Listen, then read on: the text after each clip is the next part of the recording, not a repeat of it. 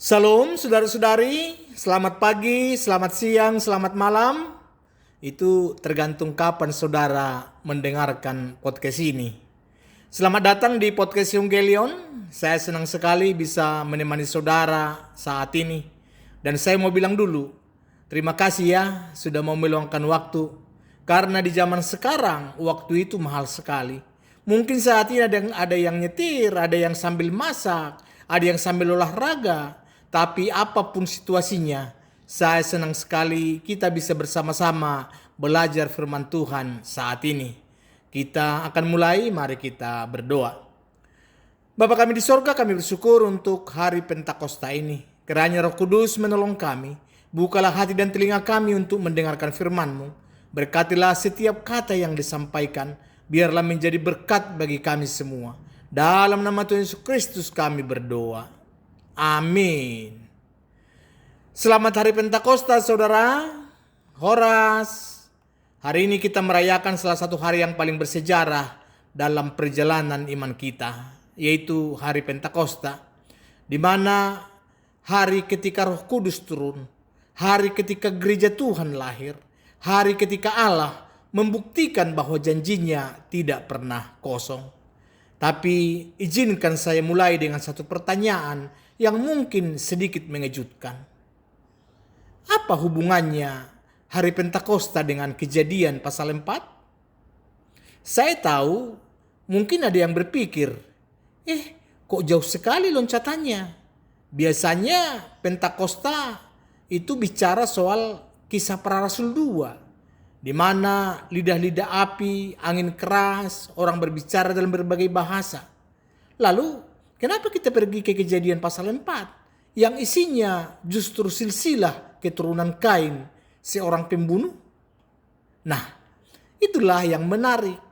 Dan hari ini saya ingin mengajak kita untuk melihat bahwa jauh sebelum Pentakosta terjadi di Yerusalem, jauh sebelum lidah-lidah api itu turun, Allah sudah menanamkan benih rencana karunia-Nya di dalam diri manusia. Bahwa sejak generasi pertama, bahkan dari keturunan yang berdosa sekalipun. Karena hari Pentakosta bukan hanya tentang kejadian beberapa menit turunnya api di Yerusalem. Pentakosta adalah tentang satu kebenaran besar, bahwa Roh Allah bekerja melalui beragam karunia yang Ia tanamkan dalam diri manusia. Dan semua itu bertujuan untuk satu hal, kemuliaan Allah dan keutuhan tubuh Kristus. Jadi saat ini tema kita adalah ragam karunia dalam satu roh. Dan kita akan memulainya dari tempat yang paling tidak terduga, yaitu Kejadian 4, dimulai ayat 17 sampai 26. Karena itu saudara, ambil posisi yang nyaman. Hari ini kita akan menggali firman bersama. Dan saya percaya roh yang sama yang turun di hari Pentakosta itu, roh yang sama itu hadir juga di tempat di mana saudara berada sekarang. Saudara-saudari, sekarang kita masuk ke jembatan, maksudnya dari Pentakosta ke Kejadian. Yang pertama, apa yang terjadi di hari Pentakosta? Jadi saudara, sebelum kita masuk kepada Kejadian, kita perlu mengingatkan diri kita apa yang sesungguhnya terjadi di hari Pentakosta. Mungkin coba dulu kita ingat ya di Kisah Para Rasul pasal 2 ya. Kira-kira begini. Jadi ketika hari Pentakosta tiba, itu semua orang percaya berkumpul di satu tempat. Lalu tiba-tiba turunlah dari langit suatu bunyi seperti tiupan angin keras yang memenuhi seluruh rumah di mana mereka duduk. Dan tampaklah kepada mereka lidah-lidah seperti nyala api yang bertebaran dan hingga pada mereka masing-masing. Maka penuhlah dengan Roh Kudus. Lalu kalau kita lihat lagi selanjutnya itu di Kisah Para Rasul 2 ayat 17 itu, di sana Petrus berdiri mengutip kitab Nabi Yoel. Dikatakan akan terjadi pada hari-hari terakhir. Demikianlah firman Allah, bahwa aku akan mencurahkan rohku ke atas semua manusia. maka anak-anakmu laki-laki dan perempuan akan bernubuat, dan teruna-terunamu akan mendapat penglihatan-penglihatan, dan orang-orangmu yang tua akan bermimpi-mimpi. Juga ke atas hamba-hambaku laki-laki dan perempuan akan kucurahkan rohku pada hari-hari itu. Ya. Saudara, perhatikan sesuatu yang sangat penting dari teks ini. Ketika Roh Kudus dicurahkan, apa yang terjadi? Bukan semua orang melakukan hal yang sama. Justru sebaliknya. Ada yang bernubuat, ada yang mendapat penglihatan, ada yang bermimpi. Ada anak muda, ada orang tua, ada laki-laki, ada perempuan, ada hamba, ada juga orang merdeka. Jadi di sana ada keberagaman, ragam karunia, tetapi satu roh. Dan itulah yang membawa kita ke dalam Kejadian pasal 4. Karena pertanyaannya adalah, dari mana asal-usul keberagaman karunia itu? Apakah itu baru dimulai di Pentakosta? Atau sudah ada jauh sebelumnya? Jadi di Kejadian pasal 1, Alkitab berkata bahwa Roh Allah melayang-layang di atas permukaan air. Roh Allah sudah aktif sejak sebelum penciptaan. Dan ketika Allah menciptakan manusia, Ia menghembuskan napas hidup ke dalam diri manusia. Dan manusia menjadi makhluk hidup yang menanggung gambar dan rupa Allah. Artinya bahwa sejak awal penciptaan, ada sesuatu dari Allah yang ditanamkan dalam diri setiap manusia. Kapasitas untuk berpikir, kapasitas untuk menciptakan, kapasitas untuk memimpin, untuk bermusik, untuk membangun, untuk merawat. Tapi dosa merusak banyak hal. Tapi karunia yang ditanamkan Allah itu tidak sepenuhnya hilang. Dan Kejadian pasal 4 ini memperlihatkan kepada kita bukti nyatanya. Bahkan dalam keturunan Kain yang penuh dosa sekalipun, karunia-karunia itu tetap muncul. Jadi hari Pentakosta bukan penciptaan karunia yang baru dari nol. Pentakosta adalah penyempurnaan. Ketika Roh Kudus turun, karunia-karunia yang sudah ada dalam diri manusia itu dikuduskan, diarahkan, diperlengkapi untuk pelayanan dalam tubuh Kristus. Inilah jembatan yang untuk menghubungkan bacaan kita Kejadian 4 ini dengan Kisah Para Rasul 2. Dan sekarang mari kita buka Alkitab kita, Kejadian 4 ayat 17 sampai 26. Saya akan bacakan untuk kita. Kain bersetubuh dengan istrinya dan mengandunglah perempuan itu, lalu melahirkan Henok. Kemudian Kain mendirikan suatu kota dan dinamainya kota itu Henok menurut nama anaknya. Bagi Henok lahirlah Irad, dan Irad itu memperanakan Mehujael, dan Mehujael memperanakan Metusael, dan Metusael memperanakan Lamek. Lamek mengambil istri 2 orang, yang satu namanya Ada, yang lain Jila. Ada itu melahirkan Yabal. Dialah yang menjadi bapa orang yang diam dalam kemah dan memelihara ternak. Nama adiknya ialah Yubal. Dialah yang menjadi bapa semua orang yang memainkan kecapi dan suling. Jila juga melahirkan anak, yakni Tubal-Kain, bapa semua tukang tembaga dan tukang besi. Adik perempuan Tubal-Kain ialah Naama. Berkatalah Lamek kepada kedua istrinya itu, Ada dan Jila, dengarkanlah suaraku, hai istri-istri Lamek, pasanglah telingamu kepada perkataanku ini.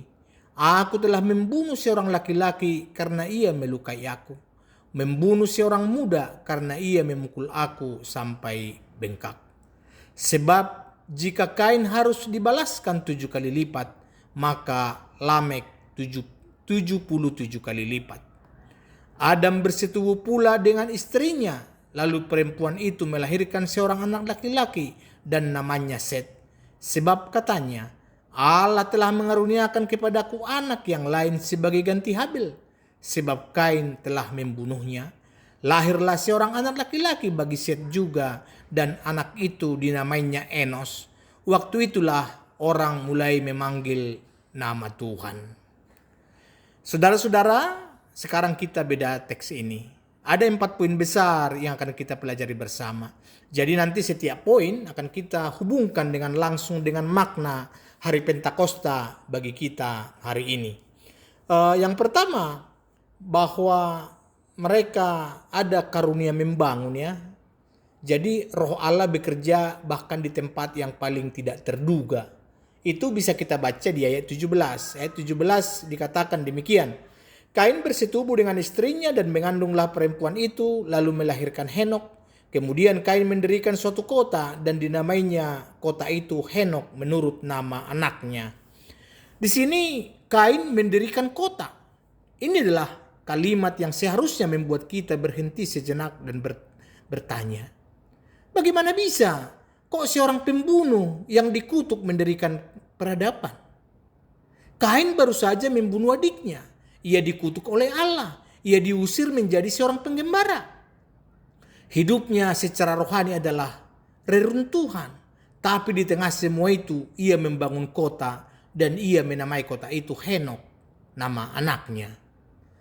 Kalau dari sudut pandang teologi, ini mengajarkan satu kebenaran yang penting. Bahwa karunia Allah itu bersifat umum. Kemampuan manusia untuk membangun, untuk menciptakan, untuk mengorganisir, itu adalah warisan dari gembala Allah yang ditanamkan sejak penciptaan. Jadi dosa tidak menghapusnya secara total. Dosa merusaknya, tapi tidak menghancurkannya sepenuhnya. Para teolog ini menyebut ini sebagai karunia umum. Atau dalam bahasa Latin, gramatia communis. Allah memberikan kemampuan kepada semua manusia, bukan hanya kepada orang percaya, untuk berkontribusi dalam peradaban, dalam ilmu pengetahuan, dalam seni, dalam pembangunan. Nah, di sini apa hubungannya dengan Pentakosta? Bahwa di hari Pentakosta yang terjadi bukan penciptaan kemampuan baru dari nol. Yang terjadi adalah bahwa Roh Kudus mengambil karunia yang sudah ada dalam diri setiap orang percaya, lalu menguduskannya, mengarahkannya, dan memperlengkapinya untuk pelayanan dalam tubuh Kristus. Jadi seorang yang punya bakat memimpin setelah Pentakosta, kepemimpinannya diarahkan untuk mengembalakan jemaat, bukan untuk menguasai. Seorang yang punya bakat berbicara setelah Pentakosta, bicaranya dipakai untuk memberitakan Injil, bukan untuk membanggakan diri. Seorang yang punya bakat membangun setelah Pentakosta, ia membangun untuk kerajaan Allah. Jadi bukan untuk kemuliaan nama sendiri. Itulah perbedaan antara kota Henok yang dibangun Kain dan jemaat yang dibangun oleh Roh Kudus di hari Pentakosta. Struktur luarnya mungkin sama. Ada yang memimpin, ada yang membangun, ada yang mengorganisir, tapi motivasi dalamnya itu berbeda sepenuhnya. Jadi kalau kita bayangkan ada 2 orang tukang bangunan, keduanya sama-sama terampil, keduanya bisa membangun gedung yang kokoh, tapi yang satu membangun karena ingin dikenal dan dipuji, yang satu lagi membangun karena ia tahu bahwa setiap palu yang ia ayunkan adalah doa kepada Tuhan yang memberinya kekuatan. Keduanya membangun gedung yang sama, tapi jiwa yang ada di dalam pekerjaan itu berbeda seperti bumi dan langit.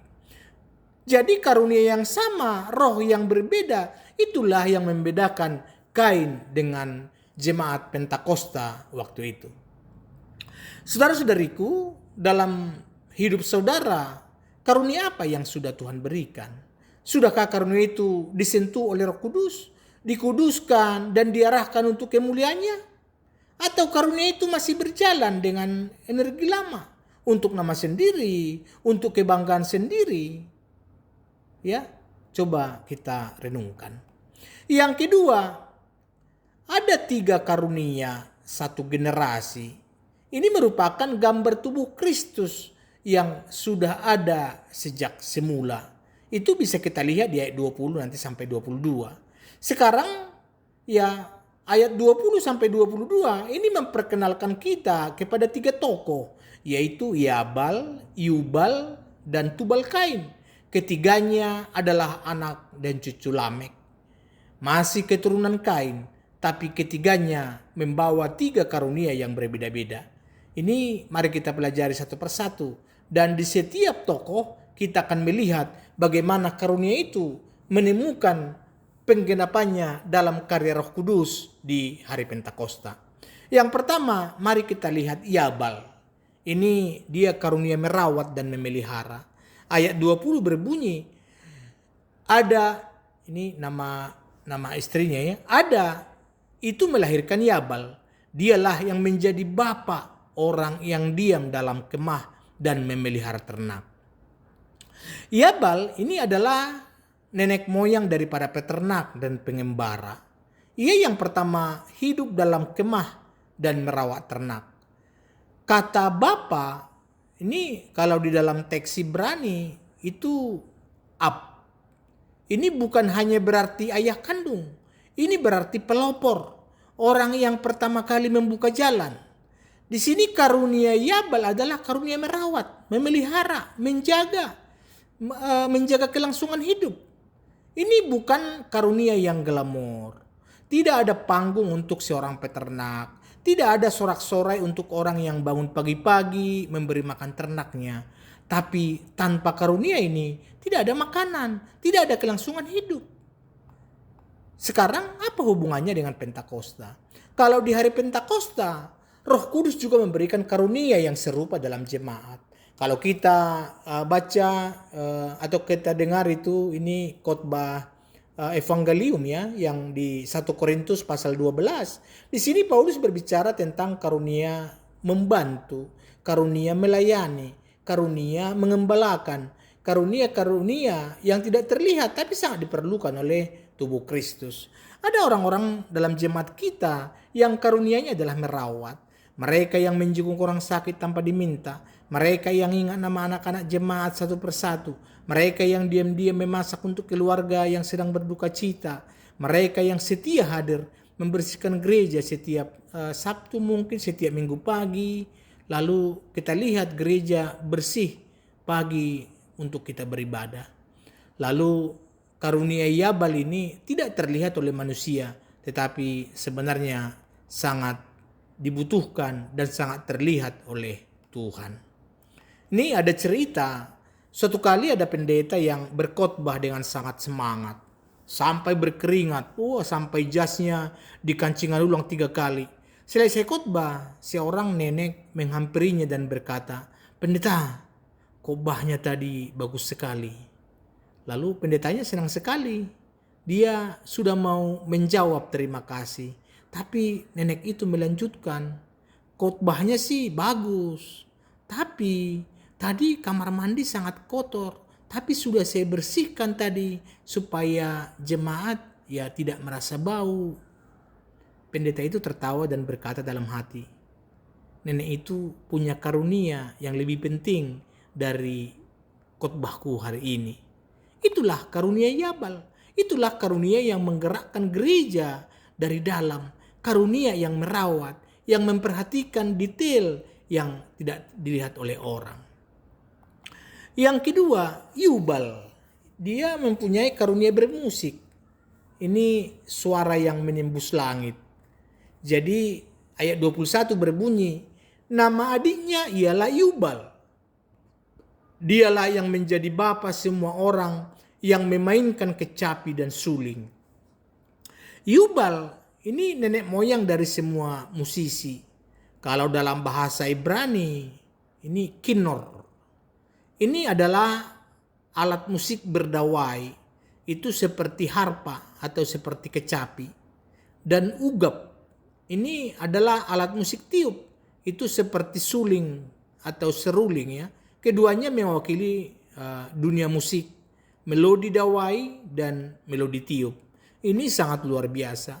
Bahkan di generasi paling awal manusia, bahkan di tengah keturunan Kain yang penuh dosa, Allah sudah menanamkan karunia musik. Allah tidak menciptakan manusia hanya untuk bekerja dan bertahan hidup. Allah menciptakan manusia untuk memuji, untuk merayakan keindahan, untuk mengekspresikan jiwa melalui bunyi. Jadi musik adalah karunia yang universal. Setiap suku bangsa di seluruh dunia punya musik. Tidak ada budaya tanpa musik. Dan itu bukan kebetulan. Itu adalah tanda bahwa Allah sendiri yang menanamkan karunia itu dalam jiwa manusia. Dan di hari Pentakosta ini, karunia musik itu menemukan tujuan terbesarnya. Ketika Roh Kudus turun, orang-orang mulai berbicara dalam berbagai bahasa tentang perbuatan-perbuatan besar Allah. Ada yang membacanya sebagai nyanyian pujian, ada yang membacanya sebagai doa yang mengalir. Di sepanjang sejarah gereja, musik adalah salah satu sarana paling kuat yang dipakai Roh Kudus untuk menggerakkan hati manusia. Martin Luther berkata bahwa musik adalah hadiah Allah yang kedua setelah teologi. Bahwa nyanyian rohani bisa menyentuh bagian jiwa manusia yang tidak bisa dijangkau oleh kata-kata logis. Saudara-saudari, kita adalah jemaat yang sangat kaya dalam tradisi musik. Dari kudang sebangunan, dari lagu-lagu pujian yang sudah dinyanyikan generasi demi generasi, dan kor-kor yang terbentuk dengan disiplin dan kasih. Semua itu adalah karunia Yubal yang sudah disucikan oleh Roh Kudus di Pentakosta. Saya pernah mendengar cerita tentang seorang pemuda yang sudah lama meninggalkan gereja. Bertahun-tahun ia jauh dari Tuhan, hidupnya hancur. Suatu malam ia lewat di depan gedung gereja dan mendengar kor pemuda sedang latihan. Mereka menyanyikan buku ende, lagu-lagu rohani yang ia sudah kenal sejak kecil. Dan sesuatu dalam dirinya hancur. Ia masuk ke gereja itu dan dengan mata basah, dan ia berkata, bukan khotbah yang membawaku pulang, tapi nyanyian itu. Itulah Yubal yang disentuh oleh Roh Pentakosta. Musik yang bukan sekedar seni, tapi jembatan menuju rumah Bapa. Kalau kamu punya karunia bermusik, apakah itu menyanyi, memainkan alat musik, mengaransemen lagu, memimpin pujian, pakailah karunia itu sebagai persembahan hari Pentakosta. Bukan untuk tepuk tangan manusia, tapi untuk menyentuh jiwa-jiwa yang sedang merindukan pulang.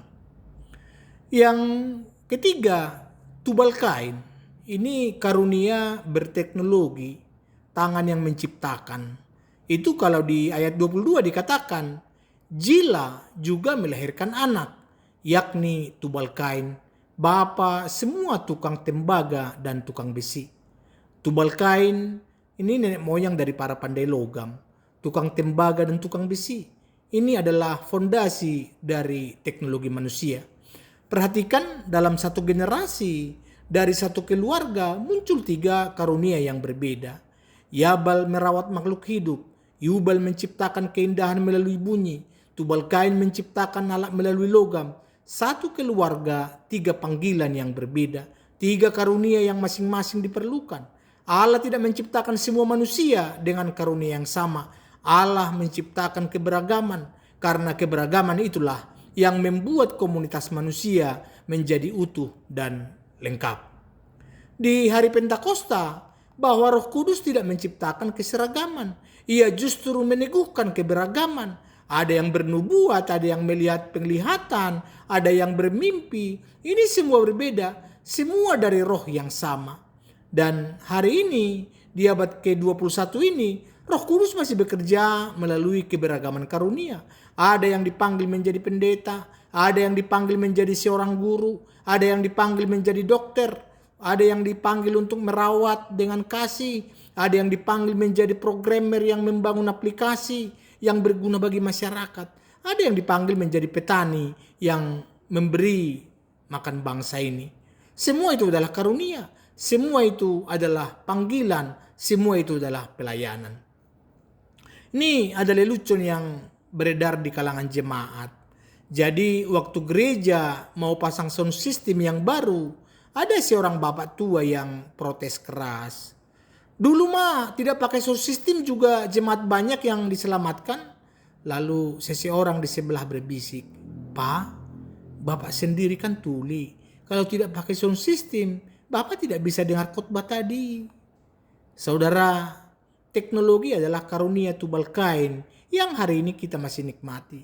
Sound system yang memungkinkan ribuan orang mendengar. Podcast yang memungkinkan firman Tuhan menjangkau orang yang tidak bisa hadir di gereja.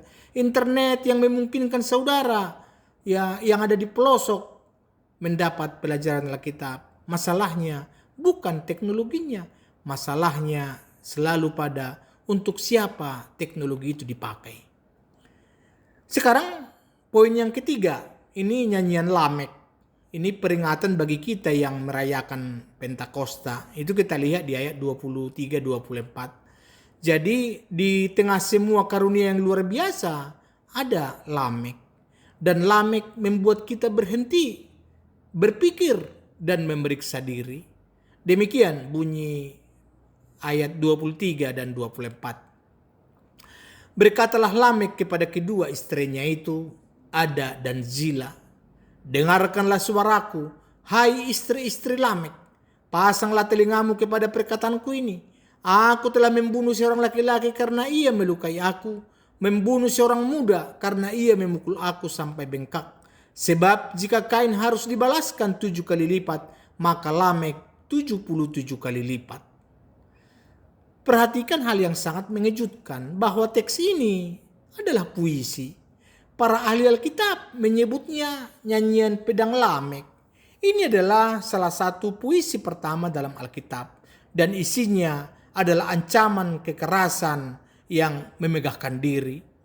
Keturunan Kain sudah bisa membuat puisi, sudah punya bakat sastra, tapi mereka memakai bakat itu untuk memuliakan kekerasan.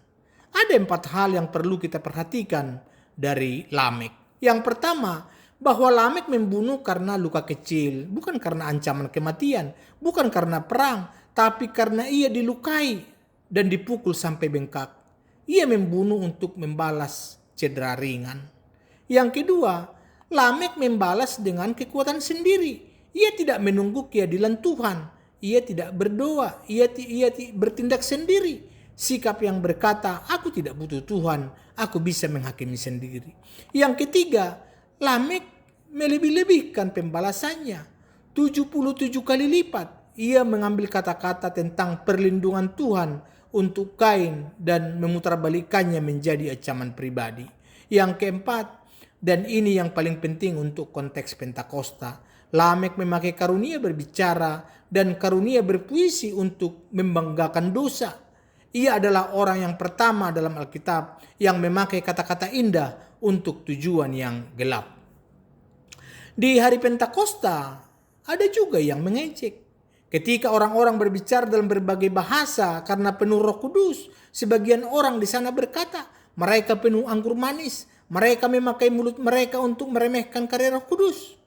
Dan sampai hari ini, bahaya Lamek masih ada dalam diri kita. Ketika kita punya karunia berbicara tapi kita pakai untuk bergosip dan memfitnah. Ketika kita punya karunia memimpin tapi kita pakai untuk menindas yang lemah. Ketika kita punya karunia musik tapi kita pakai untuk mencari pujian manusia, bukan kemuliaan Allah. Pentakosta seharusnya mengubah motivasi penggunaan karunia kita. Roh Kudus yang turun itu adalah roh yang memurnikan, yang mengarahkan, yang menguduskan. Ia tidak hanya memberi karunia, ia membentuk karakter. Ia tidak hanya mengisi mulut kita dengan kata-kata, ia mengisi hati kita dengan kasih. Jadi ada seorang penatua jemaat yang sangat pandai berbicara.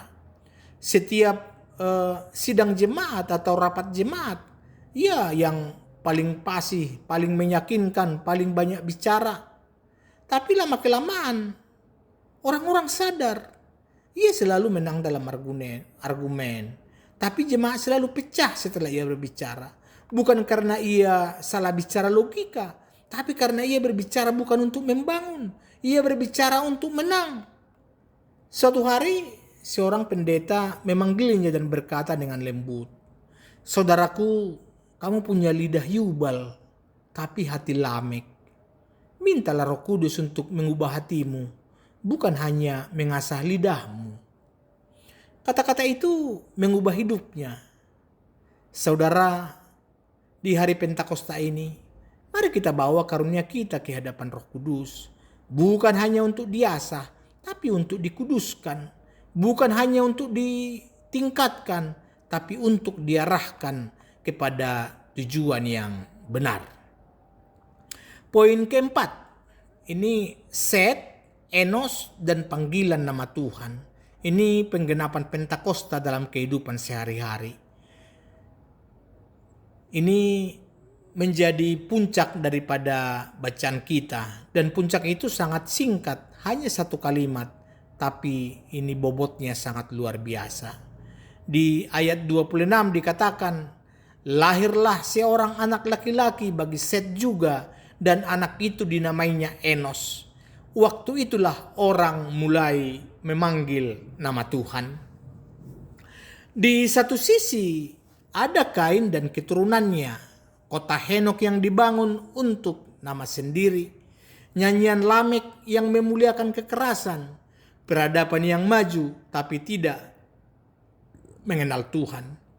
Di sisi lain ada Adam dan Hawa yang kehilangan Habel, lalu diberi penghiburan oleh Allah dengan kelahiran Set, dan dari Set lahir Enos, dan pada zaman Enos inilah orang mulai memanggil nama Tuhan.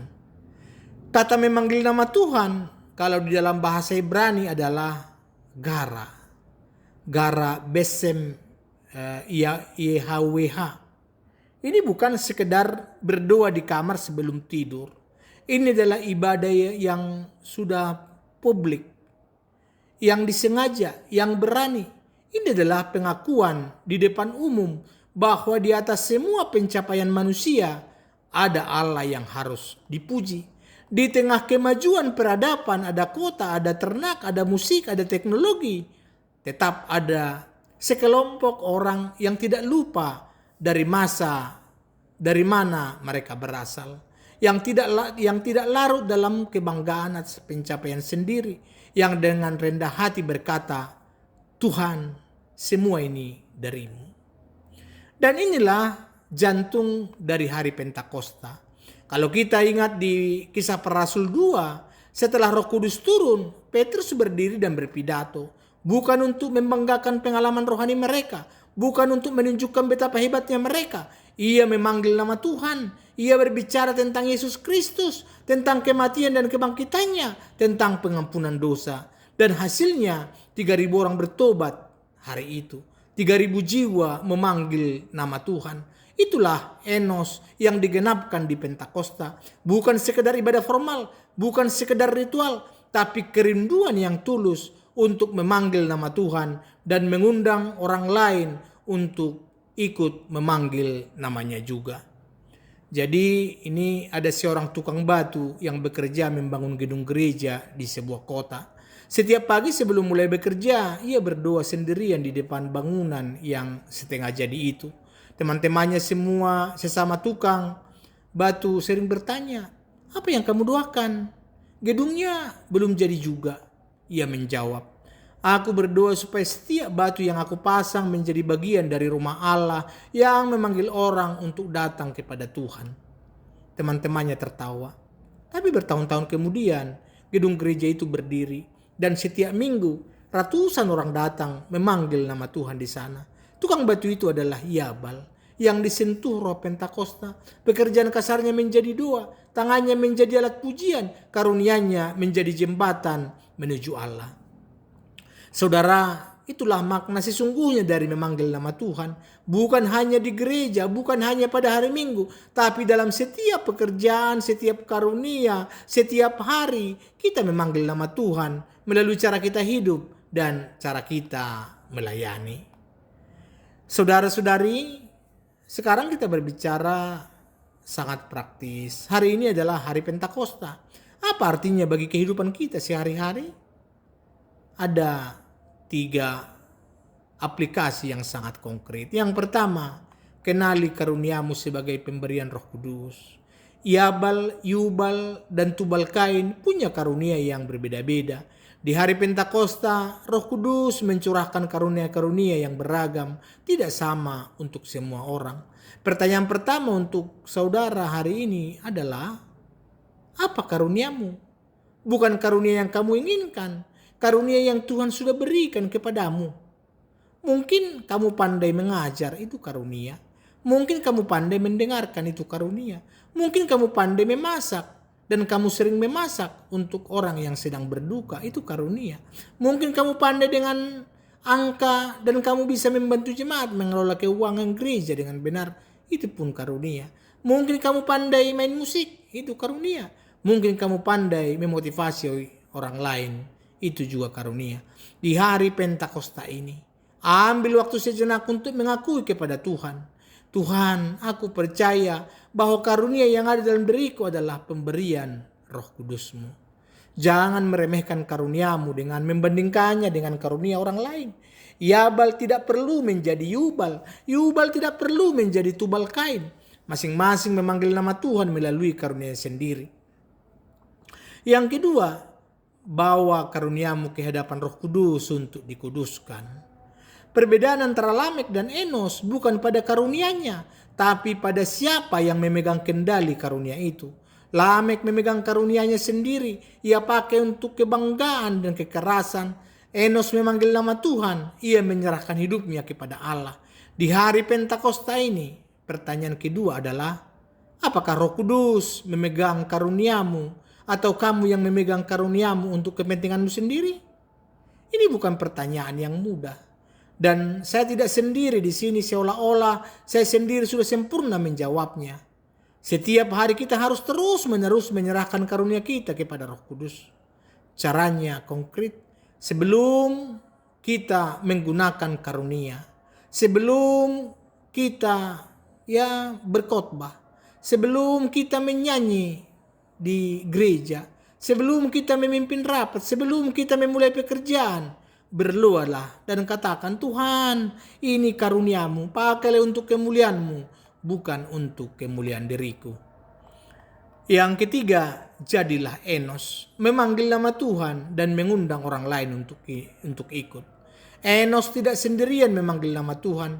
Alkitab berkata, orang mulai memanggil, ini adalah jamak. Ada komunitas yang bersama-sama memanggil nama Tuhan. Di hari Pentakosta, 3.000 orang bertobat. 3.000 orang bersama-sama mulai memanggil nama Tuhan. Itu bukan karya satu orang, itu karya komunitas yang dipenuhi Roh Kudus. Pertanyaan ketiga dan terakhir adalah, kepada siapa kamu akan membawa kabar tentang Roh Kudus hari ini? Mungkin ada seorang teman yang sudah lama tidak ke gereja, mungkin ada anggota keluarga yang hidupnya sedang berantakan dan ia butuh sentuhan kasih Tuhan. Mungkin ada tetangga yang belum mengenal Kristus. Hari Pentakosta bukan hanya hari untuk kita merayakan dalam komunitas orang percaya.